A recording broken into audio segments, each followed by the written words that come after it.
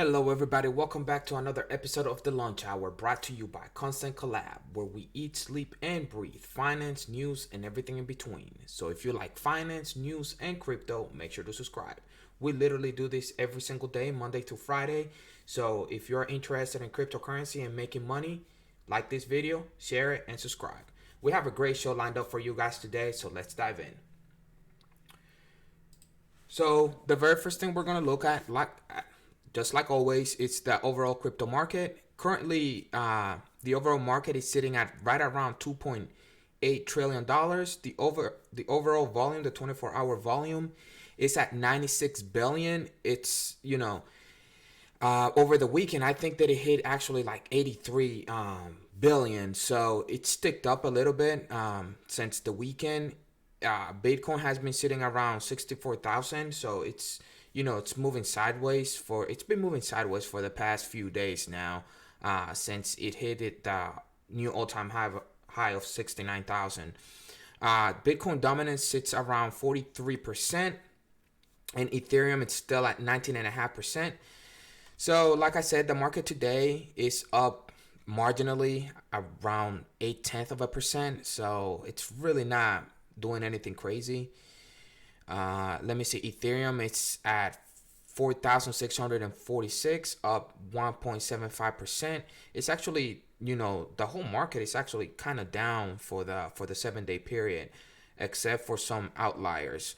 But let me see. Yeah, everything's pretty much flat for the day. Shiba Inu is up about 2%, right below 2%, but it's still down 3.5% for the week. Litecoin is actually up almost 5%, and it's up 22% for the week. Yep. So, crypto.com keeps making big moves. They actually hit a new all-time high yesterday of 47.5 cents, and it's up almost 10% for the week. But yeah, I mean, pretty much for the 7-day period, almost everything is down. Again, except for some outliers. But let's dive into the news. The very first article we're going to cover is the VanEck Bitcoin Future ETF, which is supposed to launch tomorrow according to the CBOE. After years of efforts, VanEck is finally launching a Bitcoin exchange traded fund based on BTC futures. There's actually one currently trading an ETF, but it's not a spot ETF. It's just based on the futures, on the CBOE futures. And then VanEck, one of the first United States-based asset managers to file for a Bitcoin ETF, is finally launching a Bitcoin futures ETF. Make sure you guys know that it's actually pegged to the future price of Bitcoin, not the spot price. According to an official notice by the Chicago Board Options Exchange, the CBOE, VanEck's Bitcoin Strategy ETF will start trading on the CBOE under the ticker symbol XBTF on Tuesday. That is tomorrow, November 16th. VanEck's new ETF is joining the growing number of BTC futures-based ETFs launching in the U.S., including the ProShares Bitcoin Strategy ETF, which became the first Bitcoin futures ETF to start trading on the NYSE on October 19th. So yeah, unfortunately, right now the SEC is pretty much just approving Bitcoin futures ETFs. Hopefully, eventually, they decide to approve a spot ETF. I was reading a couple articles on Friday saying that they were just worried about the companies launching the ETFs, their inability to protect investors from market manipulation and stuff like that. I mean, it is what it is, but they said that they're protecting the investor, but those ETF would have gone up more than 12,000% from the time that the first one was submitted to them for approval. But hey, I guess they're trying to do their job in their own special way. I really don't understand, but that's what it is. There's a new futures ETF launching tomorrow, November 16th. But on other news, This is major adoption news for Bitcoin.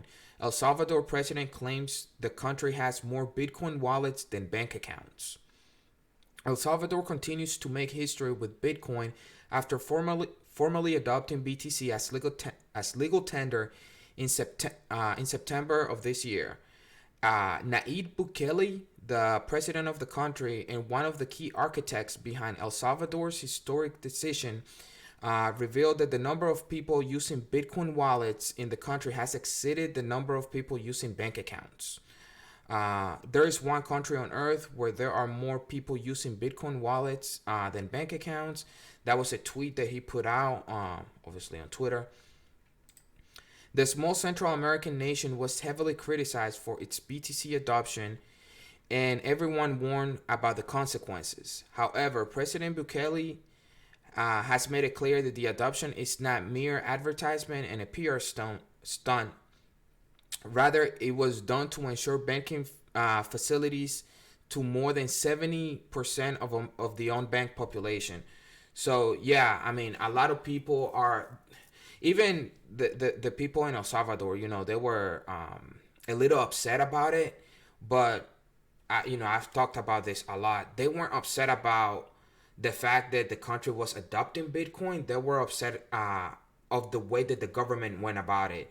They felt that it was unilaterally done, and they were not included in the decision. But obviously, the people there, they're dealing with it. They're adopting it. They're using it. And there's actually a picture of people in the streets selling pupusas using Bitcoin. So if a little cart in the middle of the street can utilize Bitcoin, they can definitely, larger organizations can definitely use it. But President Bukele has been working to add new services and features around Bitcoin, and the country is already seeing millions in remittance on a daily basis via hundreds of Bitcoin ATMs. So, I mean, the adoption is just going to keep going up in El Salvador. And I see El Salvador having a huge, bright future when it comes to their finance and whatnot. Last week, the president actually announced that they were building 6 new schools from money made from Bitcoin. So they're definitely, their economy is advancing. They're moving forward. They're obviously making money every time Bitcoin goes up. So you can't be mad at them at all. So, hey.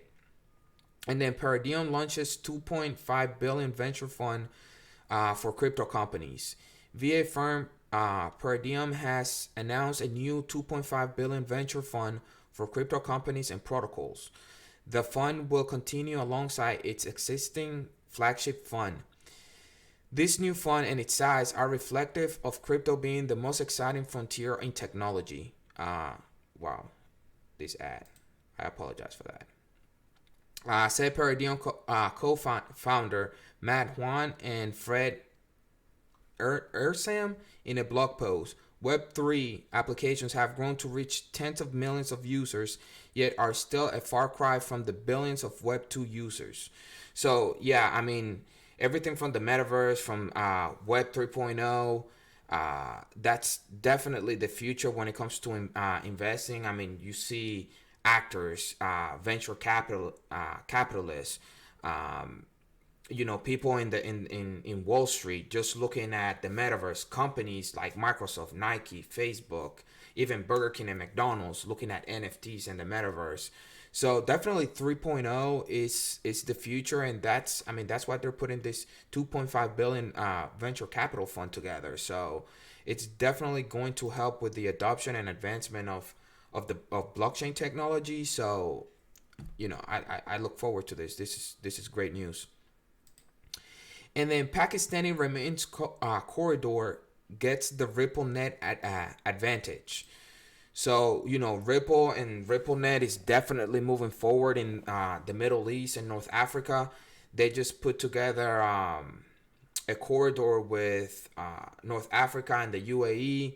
This one runs from Pakistan to the UAE. India is actually a huge supporter of Ripple and Ripplenet. There's been rumors for a while now that the Central Bank of India is looking forward to use Ripplenet. So Let's dive into the article really quick. Financial services provider Lulu Exchange has partnered with a leading Pakistani bank to introduce Ripplenet platform to enhance the cross-border remittance corridor. Leading, leading Pakistani bank integrates cross-border payments platform. As the first of its kind payment integration, the project is expected to bring in several advantages to the Pakistan payment corridor. According to reports, the leading Pakistani financial institution is the bank Al Fala, and the strategic partnership with Lulu Exchange is expected to accelerate and scale cross-border remittance payments from UAE to Pakistan through the Ripplenet platform. Um, Pakistan is currently the sixth largest remittance receiving country globally. The new improved cross-border payment platform will hugely benefit the Pakistani diaspora living in the UAE, which is about 15% of the population. So that's not a small number. Ripplenet had previously connected the National Bank of Egypt with Lulu Exchange to enhance the Egypt UAE remittance corridor. So a lot of people from North Africa and obviously Pakistan and India, they go to the UAE to work, and they obviously send money back to those countries. It's pretty much like, people from Central and South America coming to the US and sending money back home. So Ripplenet is definitely taking a huge step in the right direction with, when it comes to the adoption of their on-demand liquidity. So, and just so you guys know, that does use XRP. So yeah, that's big news. That is big news. And then moving in the opposite direction, which it depends how you see it actually. But crypto India, Parliamentary panel to discuss pros and cons of crypto today. Amid rising concerns about the future of decentralized industry in India, the Parliamentary Standing Committee on Finance has scheduled a meeting on industry with industry experts to discuss the subject of crypto finance, opportunities and challenges today at 3 p.m. That's, I'm assuming, India time. They just say 3 p.m. here. The parliamentary panel is to be chaired by the ruling party's MP and former union minister. Before the panel, Blockchain and Crypto Assets Council, the BACC, eminent crypto exchanges, institutions, and investors, along with stakeholders, will argue their stance on the pros and cons of the decentralized market, further discussing its impacts on regulation and policymaking in the nation. So, in my opinion, this is actually a good thing, especially in India. In 2020 and actually 2019, India was talking about passing a complete ban on cryptocurrencies in the country, just like China did. But they're actually like trying to study what cryptocurrency can do for the country. Obviously, the pros and cons of adopting the technology. And like I said, Ripple and Ripplenet, they've been talking to their central banks and their regulators over there. So obviously, the government is seeing the possibilities that cryptocurrency can bring to their advancement and whatnot. And you guys know that India has a pretty large population of about 1.2 billion people. So if they're able to regulate it properly and allow for adoption and innovation to thrive in the country, that could be huge for blockchain and cryptos overall. And then after meme coins, is this the next trend in crypto? The cryptocurrency space is a dynamic one, and there's no two ways around it. Trends come and go. Some of them last, some of them don't. Some of them resurface, while others are never seen again and cast away into oblivion. They're talking about, Shiba Inu fading here, and how the other meme coins like Floki and Baby Doge, people are just not too hype about it. But it's mainly because, in my opinion at least, that's mainly because Doge and Shiba, and at least the large meme coins, they've been trading sideways for a little while. But this article goes on to say that there's been close to a 70% drop on Google searches when it comes to Shiba Inu in the last couple of weeks. And again, in my opinion, that's because it's been trading sideways, but as soon as it starts moving to new all-time highs and stuff like that, people are going to start researching it, which I find very interesting. You know how human psychology works. When the prices are moving up and everybody's getting like all excited about it, retail investors wants to jump in and buy. But the smart money, they're buying now when the prices are, moving sideways and stagnant and nobody's excited about it. But give it a few weeks and people are going to start jumping back in it. But the article goes to say, that the metaverse might be the new kid on the block. Where actually we've been talking about this for the past few weeks, and they go on to say that Facebook, they've rebranded into Meta, and they want to take a big step into the metaverse. And then companies like Microsoft and Nike, just like I previously mentioned, they're taking a step into the metaverse. But the metaverse, at least when Mark Zuckerberg talked, he said that the move into the metaverse is going to take 5 to 10 years. We're talking about a decade long process. And you have to, as a retail investor, there's been many cryptos that have moved, at least metaverse focused cryptocurrencies, they have moved 2, 3, 4, 500%. And so make sure that you're not buying on the highs. Wait for a pullback, dollar cost average your way in, and make sure that you're holding for the long term, not just to make a quick buck, because that's when you end up getting hurt. But I think the metaverse is a great investment. I will invest heavily this next bear market, so I'm just being patient about it. I'm not rushing into it, and I think they have a great future. So definitely something to do some more research into. And then the next article, Taiwan to strengthen cryptocurrency regulations. So the Economic Affairs Ministry of Taiwan has created a regulatory framework for businesses related to cryptocurrency industry or digital assets. In the last 2 years, companies working with cryptocurrencies, including trading, mining, have expanded significantly due to the massive and rapid growth of the industry.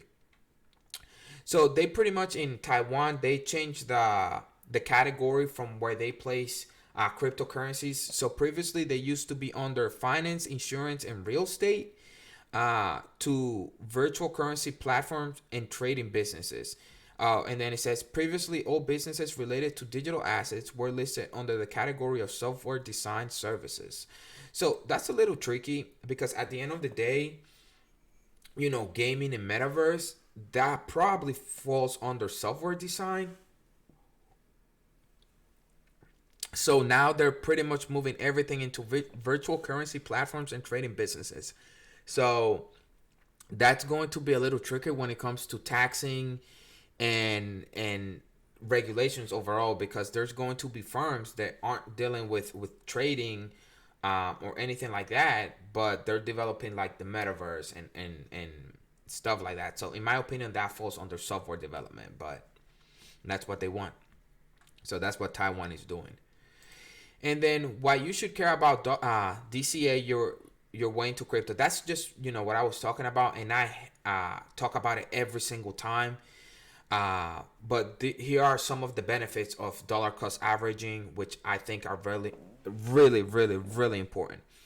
So risk reduction, a sharp turn down in markets need not fear by dollar cost averaging investors. In fact, it might be welcomed because buy orders during a correction will be more beneficial.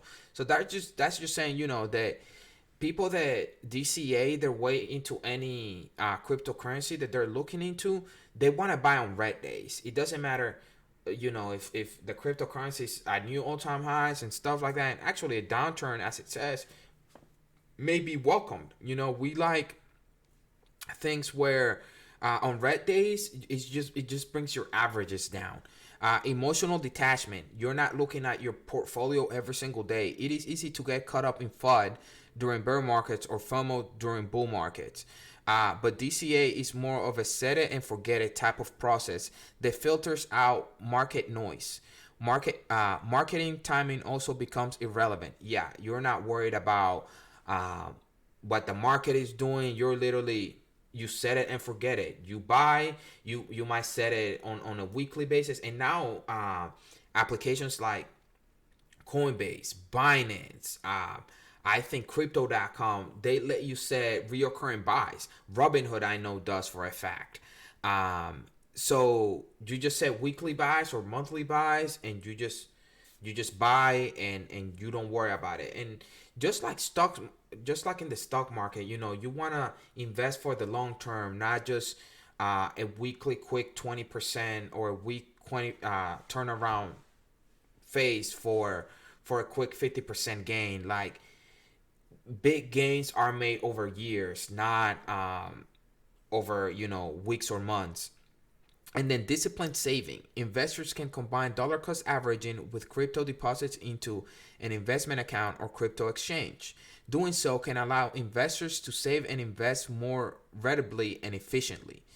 There are other benefits as well, but these tend to stand out when it comes to crypto. So yeah, because I mean, crypto can be extremely, extremely, extremely emotional, especially when you see the volatility and your portfolio's down 10, 15, 20% on any given day. Uh, this allows you to just not even worry about it. Actually, if you see a red day where your portfolio is down 20% and the whole market is down 20%, you might actually want to buy more. So this is actually a great, great article. And if you're looking to get into crypto, the very first thing that you should do is look into dollar cost averaging, and how to utilize it. And um, I think that's a great strategy when it comes to cryptos. And then stocks gained nearly $500 billion in 1 week. The global stock market has grown by another 400 billion just last week, according to data from Bloomberg. The global stock market has increased to 122.35 trillion, its highest level in history, amounting to 145% of global GDP, also an all-time high.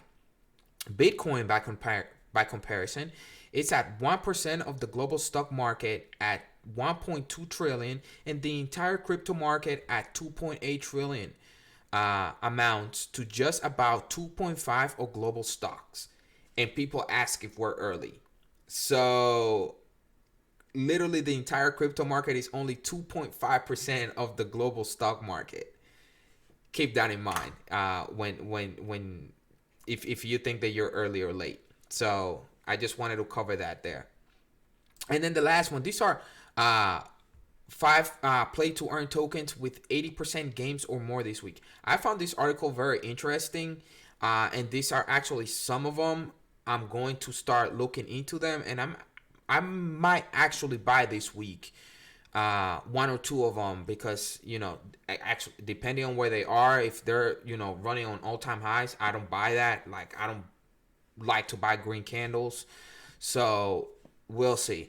But let me read over them so you guys have an idea on what they do, and if you guys want to invest in them, make sure to do additional research. This is just a sentence or two that I'm going to be covering on them. Play to earn games continue to attract much attention from players, investors, and speculators.